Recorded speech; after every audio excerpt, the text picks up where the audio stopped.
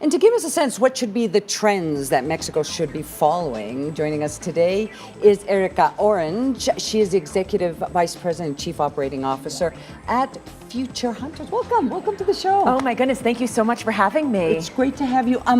You know, people think it's very hard to look into the future. Yes. But your company is basically dedicated into looking into the future and trying to give us advice as to what steps we should take to mitigate some of the impact of what could happen in the future. Exactly. Give us big trends that Mexico should be watching right now. Oh my goodness, right now one of the biggest things is the disruptive rate of technological change. Oh yeah. And it's something that every economy is familiar with, no matter where we're looking. Give us some examples. And one of the biggest things that we're seeing right now, and I think it's what's driving so much fear and trepidation, is the rise of artificial intelligence and robotics.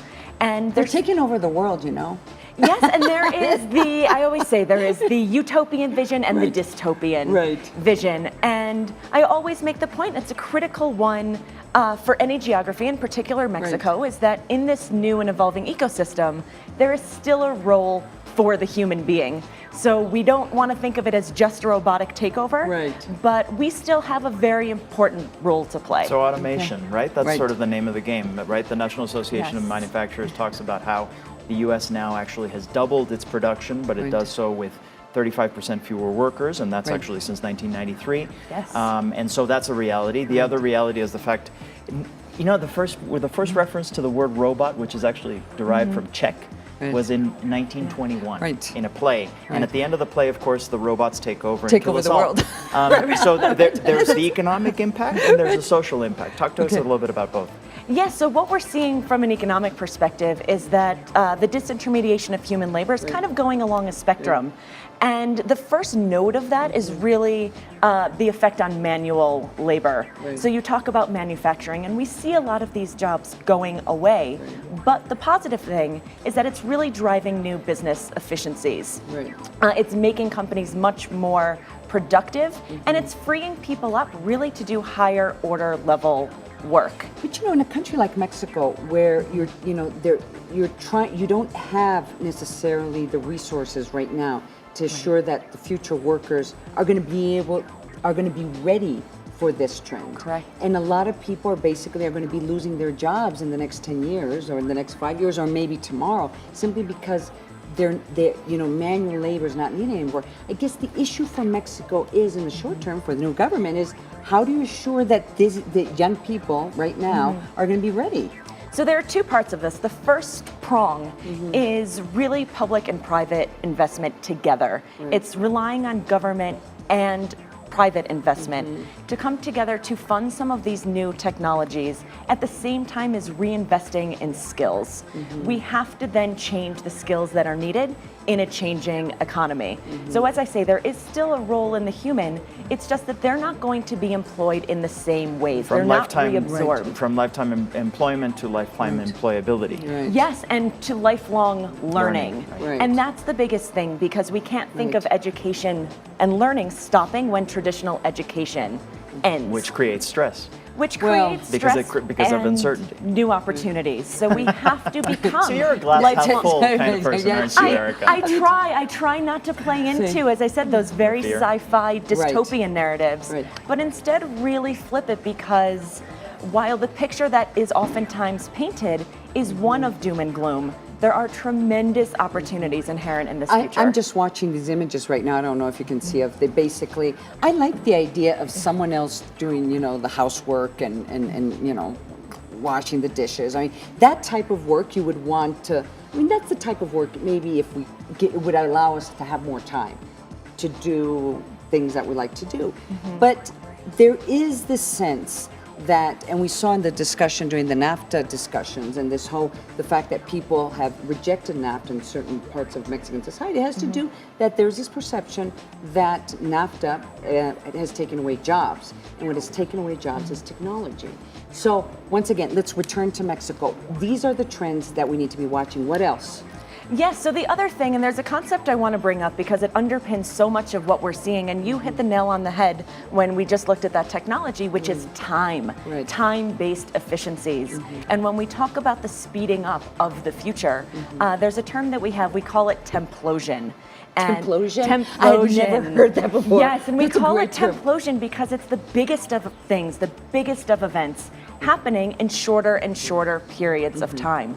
So it essentially makes us feel as if everything is becoming truncated. Right. And it makes us feel as if our jobs are being squeezed, that we don't necessarily have relevancy in this new economy. And I go back to what I said about lifelong learning, that for people in Mexico, and generally, this is for everyone all across the board, and even for me as a futurist, it's keeping my thinking nimble, it's being adaptable and adaptive, and it's being flexible really in your thinking, because we can't get trapped today in one narrative or one vision of the future when things are going off in multiple directions. There's another explosion, though, Right. that's very important for us to think about, especially for professionals beyond the manual labor stuff, which is the intelligence explosion, right? Yes. So Right. you have this concept where AI will get to that point where it will literally be able to replace not just manual labor, but of course, but even lawyers and accountants and all of that. Right. Doctors. Doctors. Doctors, And yes. eventually there's even the issue of the singularity beyond which we can't even imagine what comes after. So with respect to the intelligence explosion, what are we looking at when professionals will be basically running for their lives in terms of their jobs? And that's a great question, because as I talk about that spectrum, that first node is manual labor. The second node, which is where the pain points really are being felt right now, is in cognitive labor.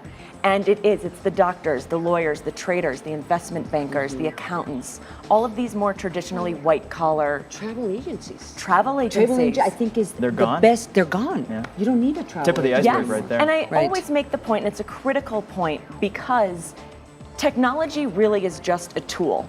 And if it can be used in a way to help us achieve or solve some real world problem, that's great. But it cannot change and it cannot replace our humanity.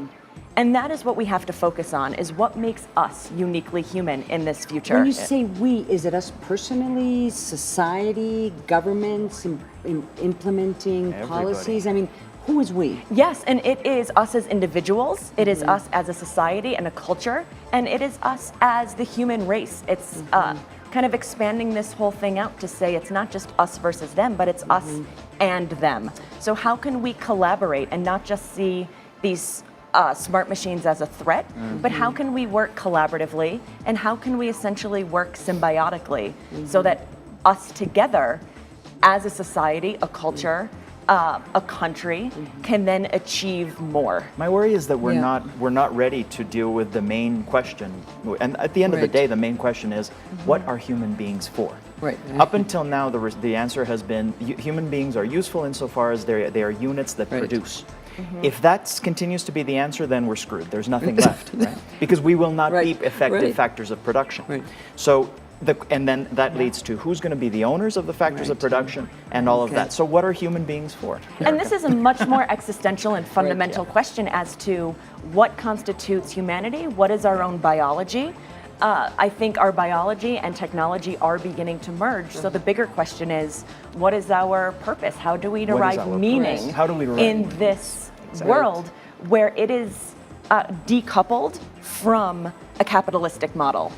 And See, that is what is that- under that- threat right now. Yeah, Right. absolutely. Erica Orange, thank you so much for coming. I'm Thank so glad you you came so to much Mexico. for having me. Promise me you'll come back. How It was long are you great here for? talking to you. She's only here. I think. I am here until this evening. I have a 1-year-old son to get home to. Okay. Enjoy. Have a wonderful great stay trip in Mexico back. City. Welcome Thank here. you. Thank you so thank much you for having me. coming. It's my pleasure. Thanks We're for coming. gonna go to a commercial break, but please don't go away. There's much more ahead here on ADN 40 News. We'll be right back. Thank you so much.